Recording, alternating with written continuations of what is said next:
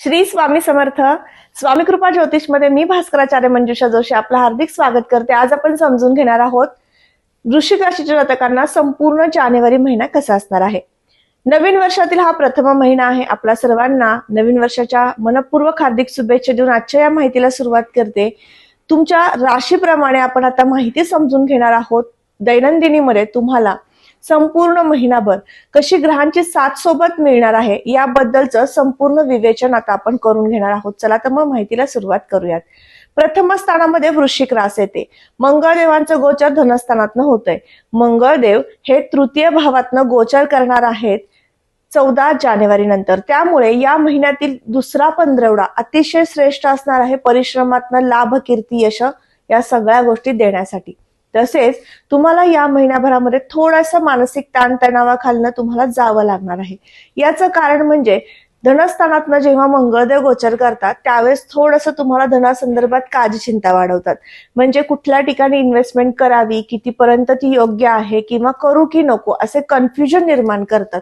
म्हणून या महिन्यातील पहिला पंधरवडा त्यासाठी असणार आहे आणि दुसऱ्या पंधरवड्यामध्ये तुमची कामे मार्गी लागल्यामुळे तुम्ही अथक परिश्रम करून त्या कामातनं मोबदला प्राप्त करून घेऊ शकता. मान सन्मान, कीर्ती, प्रसिद्धी प्राप्त करून घेऊ शकता. या महिन्यामध्ये सामाजिक कार्यामध्ये हस्तक्षेप करायला लावणारा हा संपूर्ण महिना दिसून येतोय. कारण मंगळदेव हे रविदेवाने युक्त तृतीय भावातनं गोचर करणार आहेत. तिसऱ्या घरामध्ये रविदेव 14 जानेवारी रोजी मकर संक्रांतीच्या दिवशी ज्यावेळेस संक्रमण त्यांचं होणार आहे मकर राशीतनं आणि तो हा शुभ दिवस, या दिवसापासून पुढे रविदेवांचा आणि मंगळदेवांचा युतियोग तुम्हाला राजकीय, सामाजिक क्षेत्रामध्ये, कार्यामध्ये यश देणारा असा असणार आहे.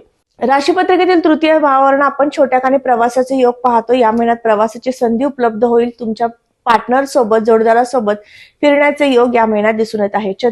चतुर्थ स्थानाकडे जाऊयात. चतुर्थ घन वास्तू आणि वाहन सुखाचा आहे, मातृसुखाचा आहे, सर्व प्रकारच्या सुखाचा आहे.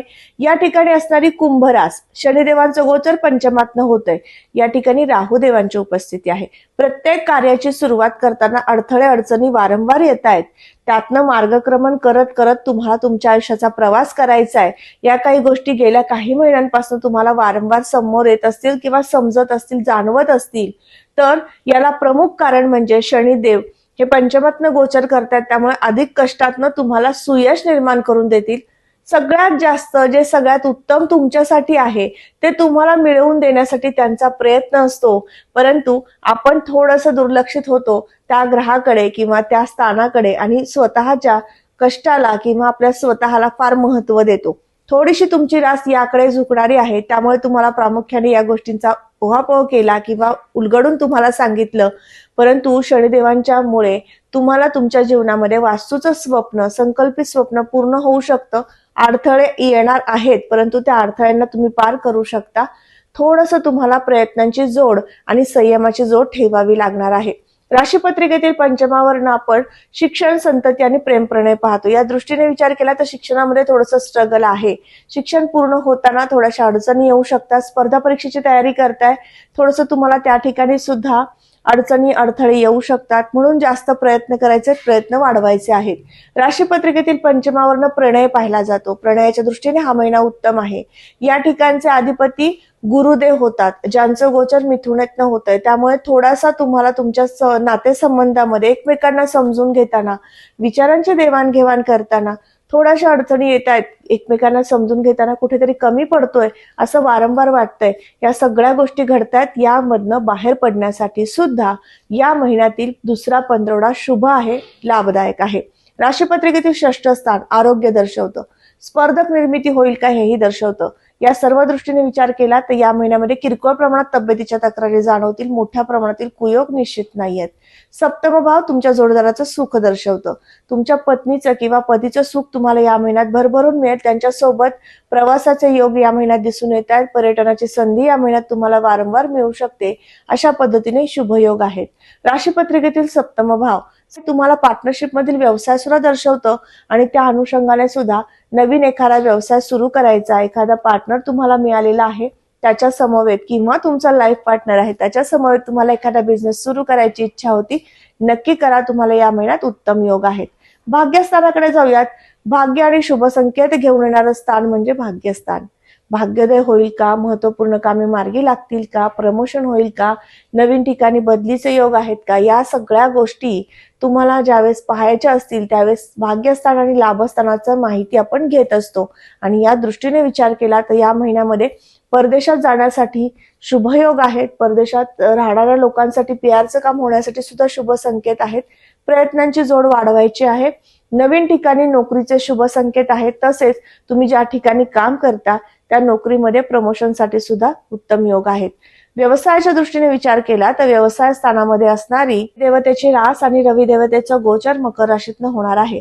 त्यामुळे 14 जानेवारी नंतर तुम्हाला तुमच्या व्यवसायामध्ये तेजी आलेली दिसून येणार आहे. नवीन व्यवसाय सुरू करायचे अशा वर्गाला 14 जानेवारी नंतरची स्थिती उत्तम असेल. 14 जानेवारी पर्यंत कामं स्थगित होतील. प्रत्येक कामामध्ये सुरुवात होतीये पण काम थांबतंय असं काहीसं जाणवू शकतं. परंतु 14 जानेवारी नंतर मात्र तुमच्या कामांना गती मिळेल आणि योग्य पद्धतीने तुमच्याकडनं कामे होऊ लागतील. राशीपत्रिकेतील लाभस्थानावरनं लाभस्थिती समजते. तसेच धनस्थानावरनं वृद्धिंगत होईल का धन हे समजतं. त्यामुळे लाभस्थानाच्या दृष्टीने आणि धनस्थानाच्या दृष्टीने हा महिना संमिश्र आहे. या महिन्यामध्ये पैसा येईल पण तो काही कारणास्तव खर्च होऊ शकतो. कुठेतरी गुंतवणूक होऊ शकते.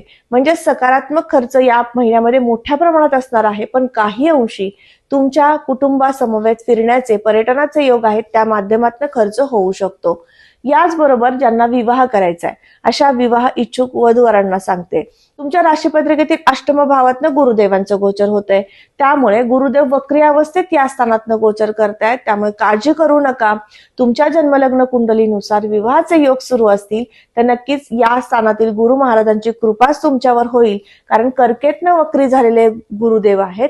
तुमच्या विवाह कार्यातल्या अडचणी कमी करण्यासाठी नक्कीच तुम्हाला मदत करतील. विलंबाने लग्न होतंय, लग्नामध्ये अनंत अडचणी येत आहेत, मनासारखा जोडीदार मिळत नाहीये, गुण जमत नाहीयेत, अनेक अडचणी येत आहेत. अशा काही प्रसंगातनं तुम्हाला जावं लागत आहे. मग यासाठी काय कराल तर तुमची प्रथमतः तुमची जन्मलग्न पत्रिका तपासून घ्या. त्या माध्यमातून काय अडथळे आहेत हे समजून येईल. आणि त्याचबरोबर तुमच्या राशीपत्रिकेनुसार सांगू इच्छिते अष्टमातील गुरुदेव आणि पंचमातील शनिदेव तुमच्या कार्याला विलंब लावतायत. मग यासाठी संपूर्ण महिनाभर तुम्हाला गणपती स्तोत्राचं पठण करायचंय. मंगळदेव शुभस्थितीमध्ये येत आहेत. मंगळदेव हे कार्याची सुरुवात करून देतील. शुभ कार्याची सुरुवात होईल. त्यामुळे गणपती स्तोत्राचं पठण तुमच्यासाठी लाभदायक ठरेल.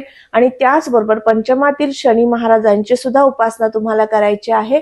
म्हणून जास्तीत जास्त नामस्मरण शम शनेश्वराय नमः या मंत्राचं करायचं आहे. संपूर्ण महिनाभर दिलेल्या उपासनेत राहा. स्वामींच्या नामजपात राहा, उपासनेत राहा, आनंदी राहा आणि प्रत्येक गोष्टीचा आनंद घेत चला. आपण समजून घेतलं संपूर्ण वृश्चिक राशीच्या जातकांना जानेवारी हा नवीन वर्षातील प्रथम महिना कसा असणार आहे. तुम्हाला आजचा हा व्हिडिओ कसा वाटला लगेचच कमेंट करून सांगायचं आहे. कमेंटमध्ये श्री स्वामी समर्थ लिहिण्यास अजिबात विसरू नका. तुम्ही आपल्या चॅनलवर नवीन असाल लगेच चॅनलला सबस्क्राईब करा, बेल आयकॉनला क्लिक करा. पुन्हा भेटणार आहे अशाच विशिष्ट आणि महत्वपूर्ण माहितीला घेऊन. तोपर्यंत आता आपली रजा घेते. श्री स्वामी समर्थ. जय जय स्वामी समर्थ. रामकृष्ण हरी.